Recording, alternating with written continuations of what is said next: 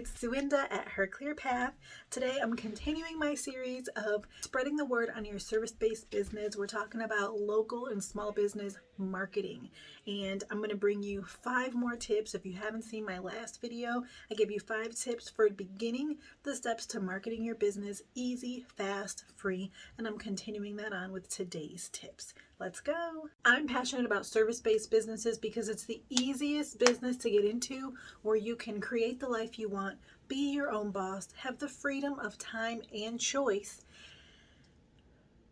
make a living wage, don't have to work a 9-to-5, and you don't need a degree to do it. In the first part of this series last week, we talked about making sure that you have business cards. And the reason is because if you're providing a service locally or to the people in your community, if it's not an online thing, when you're talking about your business, you want to be able to hand somebody your contact information, whether it be letting them put your information in their phone, take a picture of your contact info, but of course, the old-fashioned and surefire way is to have a business card. Does it have to be the standard sideways business card? No, there's all kinds of new alternative ways to share your contact information.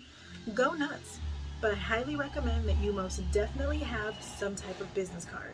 If you're watching this and you're a follower on my Instagram, you know that my home office is getting a little bit of a makeover, so I do apologize in advance for whatever power tool noises you may be hearing throughout this video. Let's continue.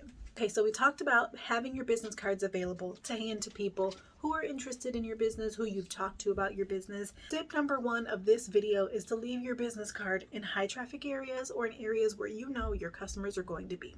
This part is actually to have your business in your pocket, in your purse at all times, and anywhere you go, let's say doctor's office waiting area, let's say a coffee shop with a bulletin board or a cork board, stick that business card on those cork boards. Leave your business cards on those bulletin boards.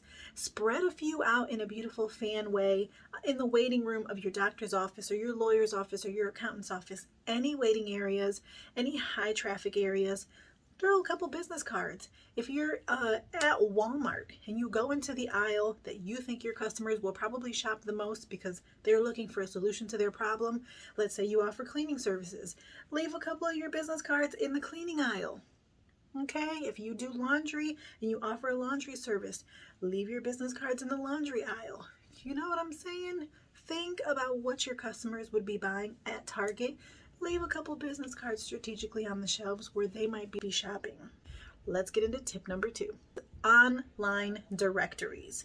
Now, we already talked about having a Google My Business page. I feel like if you're going to be online, that's the number 1 place you need to be. We have also already talked about having social media accounts on all the major platforms, not with a whole lot of posting if you don't want to, but at least 1 post in a good bio that tells people who you are, how they can find you, and what services you offer.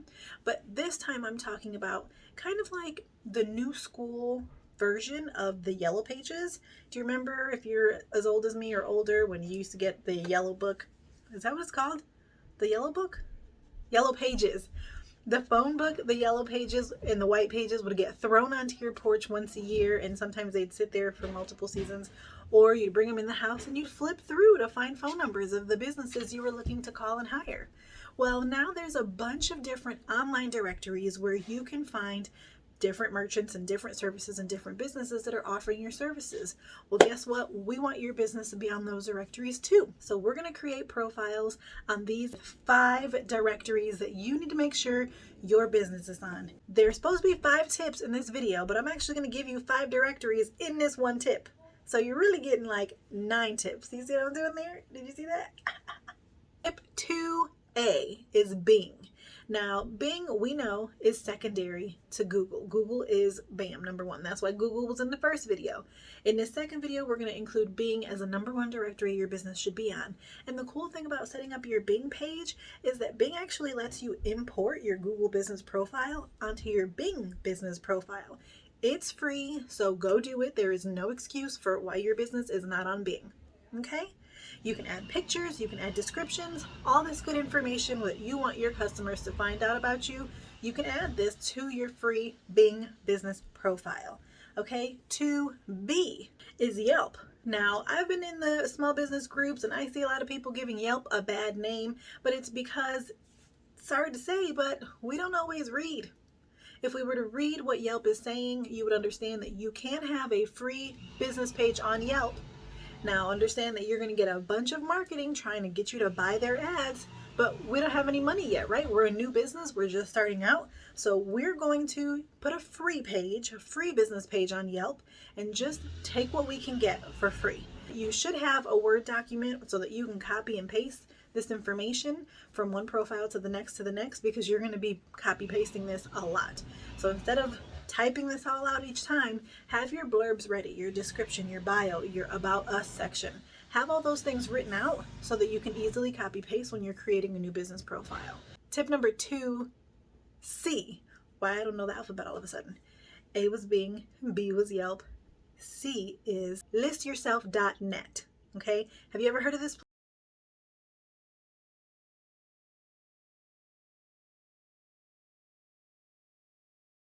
Listing your business on listyourself.net allows your business to show up when a person calls 411. The operator is looking for the services that you provide.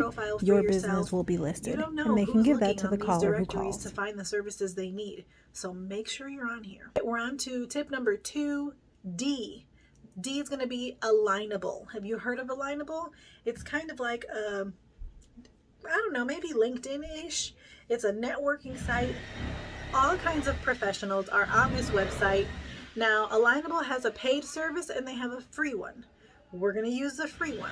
With the free option, you're able to send out, I think it's between 8 and 10 connections per month, which, hey, I'll take it. 8 or 10 connections a month, that is perfect.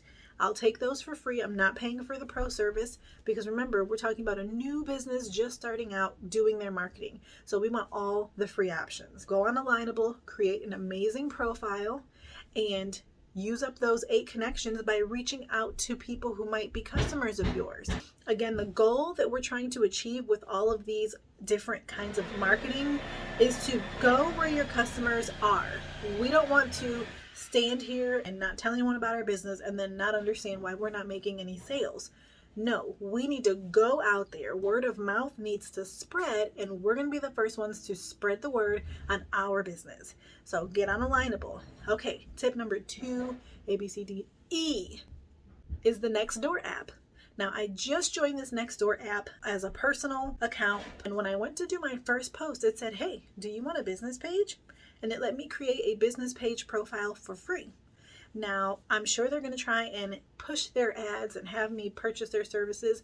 I'm not going to do that. I want my business profile showing up for the location that I want on the Nextdoor app, but I'm still going to use my personal account to promote this business. So most definitely recommend that you get on your Nextdoor app for your local area. You'd be surprised how many people are actually on there and they're posting every day. You'd be the first one to spread the word on your business, and you'd be surprised after you've given some people some amazing service how much the word is going to spread. And that's our goal, right? Is to spread the word on our service-based business. Okay, so all 5 of these directories are all from tip number 2, which was directories that you should be on for free. Let's move on to tip number 3. Tip number 3 is to go to your local chamber of commerce. Now, if you're anything like me, I'm a little bit extra. I went to every single chamber of commerce website for every single suburb in my surrounding area, and I reached out to them via email, and I asked, hey, any chance you host events that non-members can attend? And did everybody respond? No. Some people responded and said, yes, we host events. Non-members can come to these specific events, or non-members can come to our events for a fee. If my marketing budget is low because I just started this business, I would rather spend $10 to go to a coffee and connect event than $150 to become a member. You see what I mean? See what I did there? So reach out to the people at the Chamber of Commerce, tell them what you're doing, ask them how you can connect with their members, see if you can come to events as a non-member. And the second part of this tip is to actually go to those events, okay? You want to network. Remember those business cards from earlier? We're passing them out at these events. We're talking to people. You should definitely watch my video about creating your elevator pitch, what you want to say to people when you first meet them, so that you have kind of an introduction and you don't awkwardly just stand around. Tip number 4 is related again to the Chamber of Commerce, but all Chamber of Commerce websites list their members on their pages. Basically, the members get free advertising on their website, but we're looking for a free option. So what we're going to do is search through the members of the Chamber of Commerce and see if any of them are in our industry related to the work that we do that we can reach out to and make a connection with. But I most definitely recommend that you search the members of your local Chamber of Commerce or every single Chamber of Commerce within a 30-mile radius, and reach out to the members that are in your industry. Introduce yourself, tell them what you're doing, and tell them, why are you reaching out to them? You're hoping for referrals, you're hoping you can connect with them, you'd love to take them out for coffee, and maybe something will come of it. And tip number 5 is to actually become a member of the Chamber of Commerce. If your Chamber of Commerce is ripe with a bunch of great businesses that would have great referrals for you, or if you just see that there's great benefit in the way that your Chamber of Commerce is conducting their business, constant networking events, the ability to sponsor and advertise your business at events, become a member. Why not? The membership automatically comes with advertising because you get on their website. So anyone who's looking for your services on the Chamber of Commerce website, they will find you there. And a lot of people trust the Chambers of Commerce. They'll go to the Chamber of Commerce to find the service they're looking for and hire people who are part of that group because they trust that if you're a member of the Chamber of Commerce, you must be serious, And you automatically get free access to all of the events and networking opportunities that they offer. So why not? Now I'm going to give you a bonus tip because I'm just feeling generous and the number 9 is uncomfortable for me. We need to make it a square 10. I kind of hinted at it already when I said you should reach out to Chamber of Commerce members who might be in your industry, but this deserves its own tip all by itself. So tip number 6, bonus tip, is go to in-person local shops in your area that are in your related industry and be friends. Find new besties, take people out to a quick coffee, tell them what you're doing. You'd be surprised how many people are going to be like, oh, I'm so glad I met you. I know someone who needs that. You just got to talk to people. So for example, if you're in the wedding industry, go to that local wedding shop, go to that local bakery and tell them, hey, do you have couples come here often? Well, I offer these services. I'd love to, be on your preferred vendor list, or maybe create a preferred vendor list of my own where I can refer people to you. You want to rub elbows with the locals because you're a local business owner too now. So getting to know other vendors in your industry doesn't have to be your competition, or it could be your competition. If you talk to your competition and find out that they offer a service that you don't, or you offer a service that they don't, you can say, hey, whenever I have a customer looking for that specific thing, I'll send them over to you. Why not? It's better to have community and friendship and connection with the people who are trying to make a living just like you than to try to, save everything for yourself and keep quiet about what you're doing. The more people know about you, even your competition, the better. I hope you found this video helpful. I truly want us all, especially us minorities, women, Black, Indigenous, people of color, any marginalized groups, we need to have our own businesses. We need to get out of this rat race that we have been brainwashed into believing that we're supposed to live. We can live better than living in the 3 walls of a gray or beige cubicle for 60 years of our lives. And I really believe that service-based businesses are the way to go. So get out there, make some money, and spread the word. Okay, but seriously, number 1 of number 2. Having too much fun with this. The first tip, no. Okay, so peace out.